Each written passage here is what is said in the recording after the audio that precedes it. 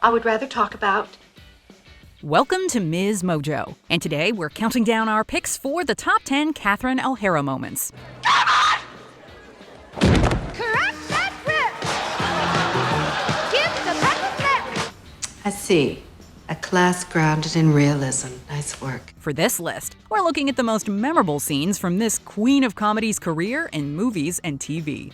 Though many they are, we are excluding the times she stole the show in real life. Whoa! Whoa! Since a few punchlines will be delivered, consider this your spoiler alert. Which of these makes you laugh, cry, or cry with laughter? Let us know in the comments below. Number 10. A Kiss at the End of the Rainbow, A Mighty Wind. Oh, when the veil of dreams has lifted. This send-up of the 1960s folk music scene features 3 fictional bands reuniting for a memorial concert. Catherine O'Hara plays Mickey Crab, one half of the defunct duo Mitch and Mickey. Sounds cliche, but it's kind of a blur. Her former musical partner and ex-lover Mitch Cohen is portrayed by Eugene Levy, and the often paired actors ignite their usual chemistry. Though split up years before the flick begins, the burned-out Mitch still carries a torch for his ex. While Mickey moves on, she still kisses Mitch when they reunite on stage.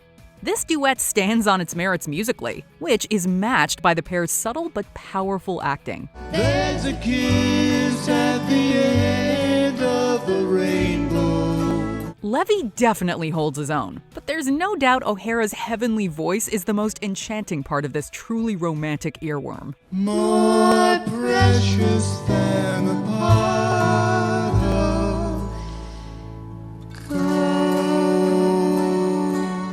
Number 9. Kenneth Parcell's mother Pearline, 30 Rock. I'm so nervous. I hope I didn't embarrass you. You were fine, but your friend Ron sure doesn't know how to behave around celebrities. Of all the kooky characters on this show, none was stranger than the seemingly vanilla page, Kenneth. While hints about his unusual nature had been dropped before, it's only when his mom and her longtime male friend visit that we get the full scoop.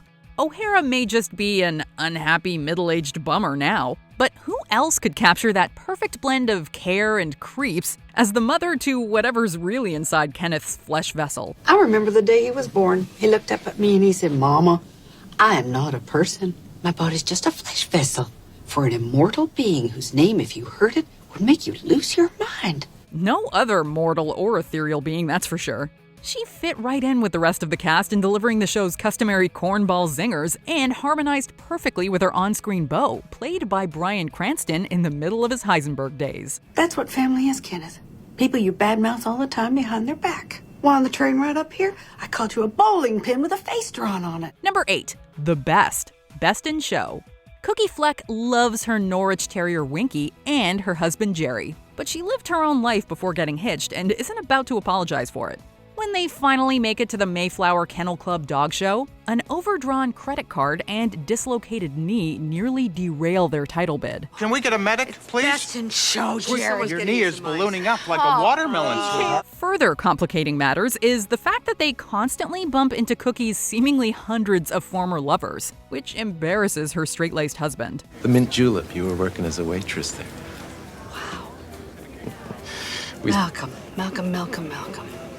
Oh, yeah. You know, I banged a lot of waitresses in my day, but you were the best. This is never more true than in this scene, where Cookie momentarily forgets where she is, coyly saying, You don't By forget the far, best. No. O'Hara's animated performance plays perfectly against Levy's dry everyman. She really nails the tone, never coming off as demeaning while still occasionally getting caught in the heat of the moment. Don't worry, Jerry. I know where I am. Just, But that was fun. Number 7. The Brooke Shields Show, Second City Television. This sketch comedy series had some unforgettable bits, with many of these starring or written by O'Hara. In fact, she earned her first Emmy Award as a writer on SCTV in 1982. Terrific, that's great. Now listen, Guy. However, it's the characters this blonde beauty depicted that live on. It's up to you. New York. New York. From her hypocritical televangelist to her depiction of a washed-up musician, there were many greats, though our favorite is her impression of Brooke Shields. Starring in a fake talk show about the child actor and her momager, O'Hara's petulant performance is like something out of the Eric Andre show. I'll say whatever I like. It's my show. And you're my daughter. Yeah, well, I'm not your daughter. I'm your ticket to ride. You watch your tongue. Whether literally putting her foot in her mouth or clapping back with pointed barbs, her physicality and lilting delivery made her a legend from the very beginning. Correct that grip. Give the button flip. Number 6. Deo, the Banana Boat song. Beetlejuice.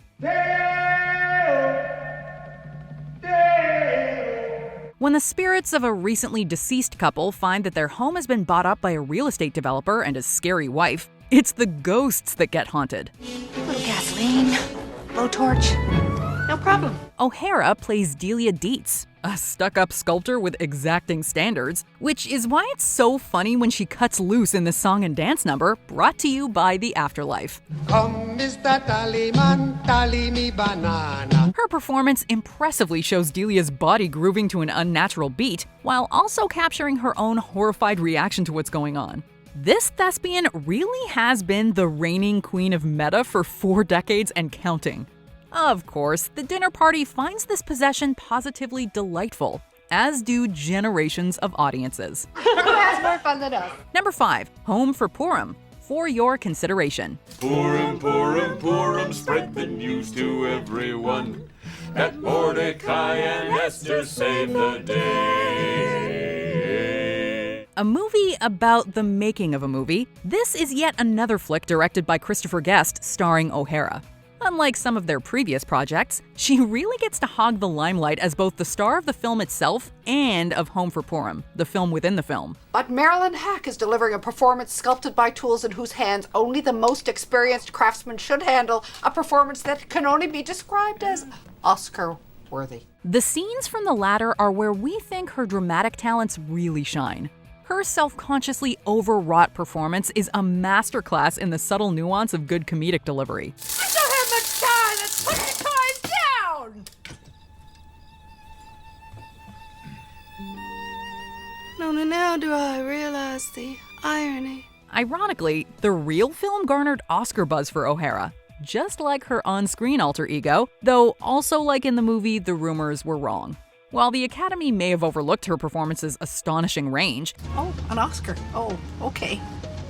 No, thank you. she will always be Queen Esther in our book. Number 4. Sally's Song, The Nightmare Before Christmas. I sense there's something in the wind. After Jack Skellington convinces Halloween Town to take over Christmas, the only one with enough sense to try and stop him is Sally, a living rag doll created by the cruel mad scientist Dr. Finkelstein. She eventually escapes her creepy creator's clutches and has a vision that Jack's dream ends in tragedy. She warns him, and when that doesn't work, tries to stop him by creating a fog storm. Jack manages to set out despite this, which is when our stitched-up siren sings this sad lament. And will he see how much he means to me? While Jack's talking and singing parts are performed by different people, O'Hara's angelic voice pulls double duty. For I am not the one. This beautiful but bittersweet dirge proves she's more than capable of juggling all that while also voicing the devious hench girl, Shock. And we thought you didn't like us, Jack. Number 3. Sheila Albertson had one too many. Waiting for Guffman. You get everything you need. Any kind of food in Blaine. You get Chinese here and no need We're to talking go. about Miami now, dear. Any scene where O'Hara plays a lush is bound to yield barrels of laughs. Her role as Sheila Albertson in this mockumentary about the making of a musical in a small town provides one of the best examples. Sheila and her husband are local amateur actors who run a travel agency despite the fact that they've never traveled anywhere. When dining out with another couple, Sheila has one too many and lets slip a detail about her husband's anatomy probably best kept private. Because when Ron had his surgery. All right. When Ron had his surgery, I said, hey, circumcise it while you're at it. Just because I've never been with anyone else. O'Hara's facial expressions and slurred voice set the stage, but when she shushes her husband and asks about being with a circumcised man in a somehow both loud but quiet voice, the humor kicks into overdrive. Girl talk. What's it like to be with a circumcised man? Number 2, remembering she forgot Kevin, home alone. What else could we be forgetting? Kevin! The night before the McAllisters are supposed to head to Paris for Christmas, Kevin ends up getting put in the attic for misbehaving. Just stay up there. I don't want to see you again for the rest of the night.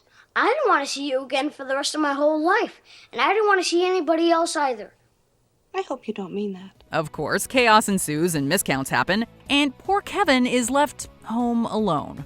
Although that's admittedly not great, what's never in doubt is how dedicated and determined his mother Kate is to get back to him. I'm desperate. I'm begging you. From a mother to a mother, please. Luckily, after a couple of flights, Gus Polinski, Polka King of the Midwest, played by O'Hara's old SCTV co-star John Candy, comes to the rescue. This merry band of horn tooters escorts the guilt-ridden mother home for a touching reunion with her son. Oh, Kevin, I'm so sorry.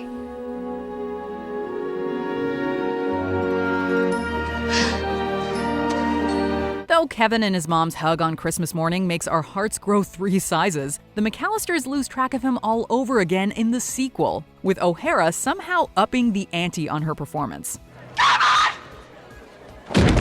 Before we unveil our top pick, here are some honorable mentions.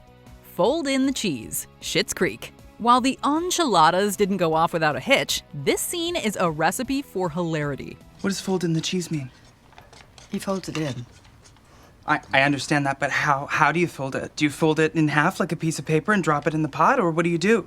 David, I cannot show you everything. Okay, well, can you show me one thing? Realizing she's in the wrong court, Tales from the Crypt. A brash big city lawyer gets hemmed up in a small town with ghoulish courts. What's it gonna cost me? 10. All this bullshit for $10? Here, keep the change. Not $10, Miss Farrah. 10 lashes. They can flail you now, and you can be on your way. Yeah, as soon as you regain consciousness, of course. What the hell? Bam Bam, Curb Your Enthusiasm. O'Hara lets herself loose as the unstable sister of one of Larry David's frenemies. So, what's new? All right. So, what's happening?